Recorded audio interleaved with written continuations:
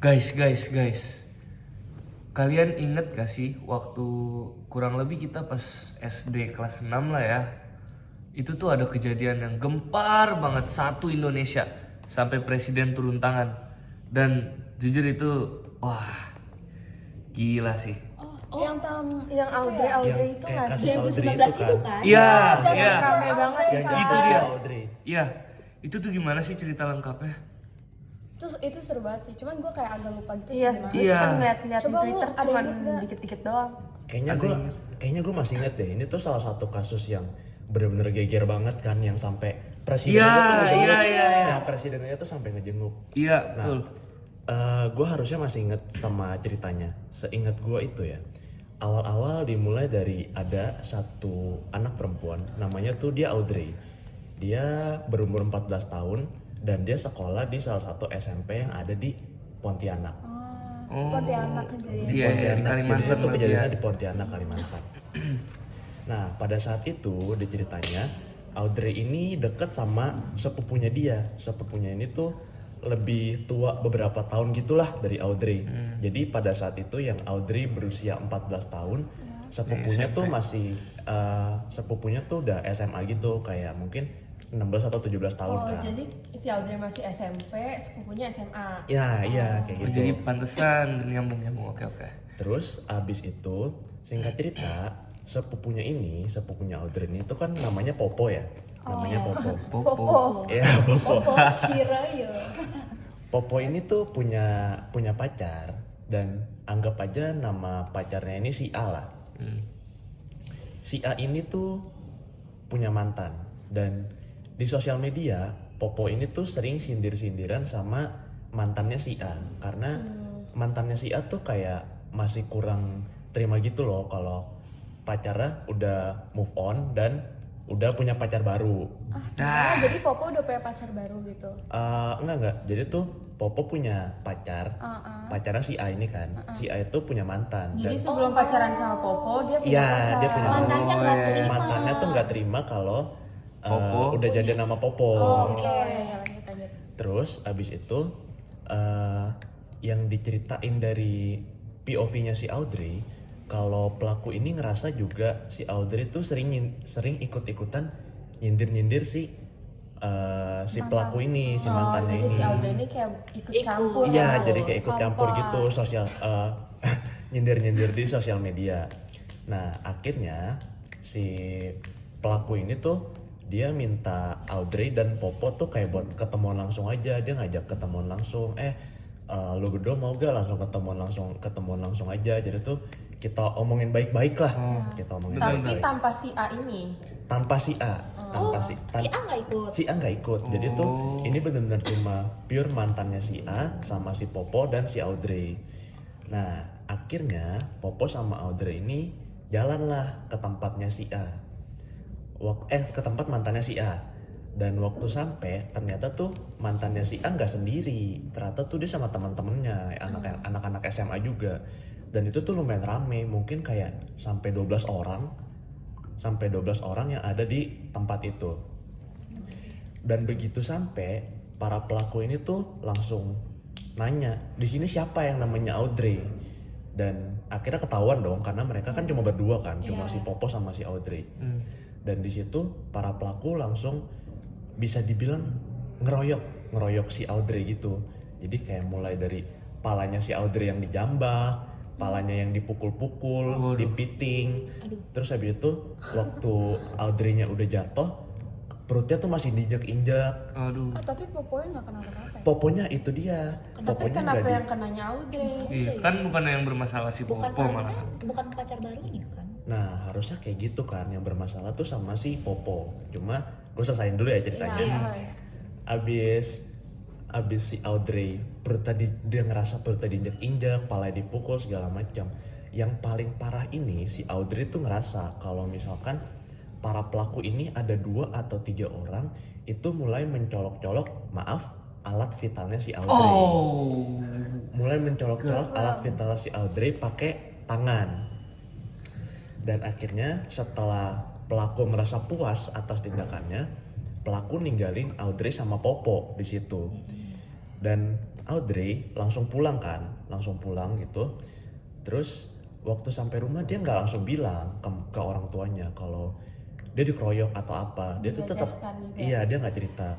Dia tuh tetap menjalankan harinya seperti biasa sampai akhirnya udah berlalu 2 atau 3 hari, dia tuh ngerasa kesakitan banget. Dan ibunya Audrey ini tuh notice, ibunya Audrey tuh nyadar kalau anaknya ini ngerasa kayak kesakitan banget. Dan di situ barulah si Audrey akhirnya pecah, dia nangis, dia cerita ke mamanya kalau misalkan dia tuh dikeroyok sama 12 anak SMA.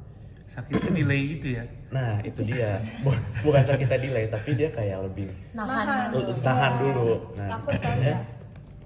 singkat cerita, ya sebagai ibu pasti marah dong. Anaknya dirundung, apalagi sama 12 orang anak SMA gitu kan. Akhirnya mamanya Audrey ini nganter Audrey buat ke rumah sakit, dan di situ Audrey menjalankan tes visum. Iya, karena kan biar Iya, biar kebukti juga semuanya kan. Nah, selang 2 atau 3 hari rumah sakit ini tuh belum ngeluarin hasil visumnya, dan mamanya si Audrey tuh mulai ngerasa kalau rumah sakit ini tuh kayak nggak serius gitu loh nanganin kasus anaknya. Dan pada saat Audrey masuk rumah sakit, tiba-tiba ada satu tweet di Twitter yang kita nggak tahu siapa orangnya, dan kita nggak tahu dia tuh ada hubungan apa sama Audrey. Tapi di situ dia ngangkat kasus Audrey kalau di Pontianak tuh ada loh siswi SMP yang dikeroyok sama 12 anak SMA. Dan di situ tweetnya langsung ngeblow up banget di Twitter. Dalam 2 hari doang itu kalau nggak salah yang pakai hashtag Justice for Audrey. Iya, Itu jutaan itu orang banget. Dan itu trendingnya tuh bukan satu Indonesia lagi, tapi itu udah kayak satu dunia gitu loh. Oh iya, sampai di luar loh. Iya, sampai di luar. Dan itu tuh bener-bener ngetrend banget.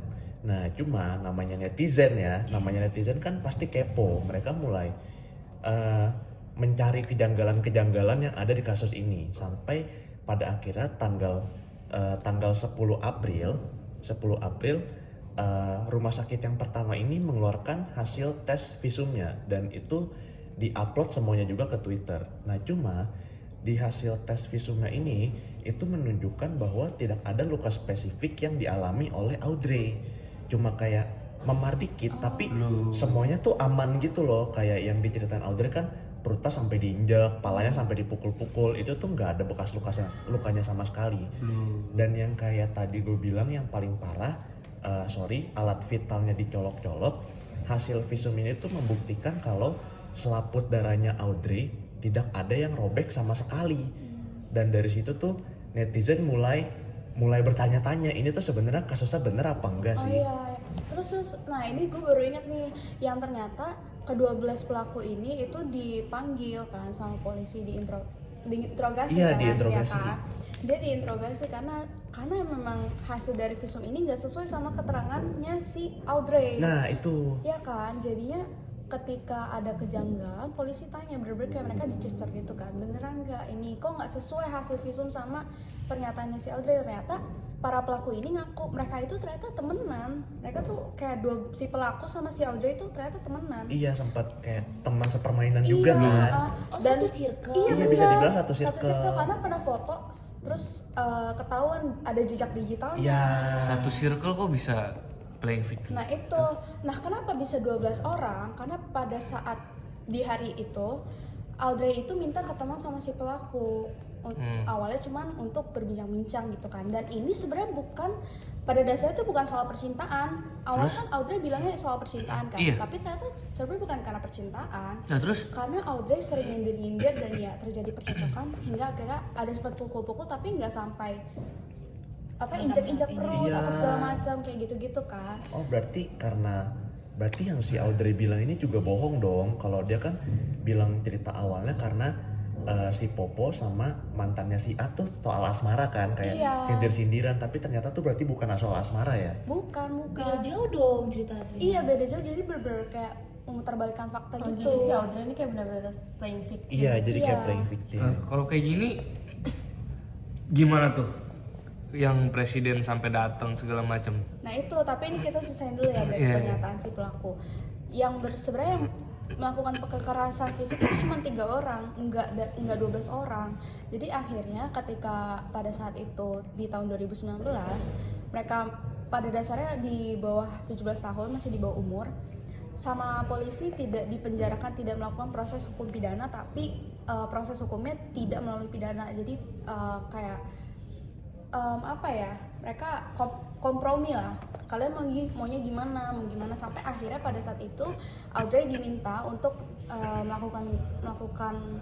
membuat video minta maaf ke sosial media selama 3 hari.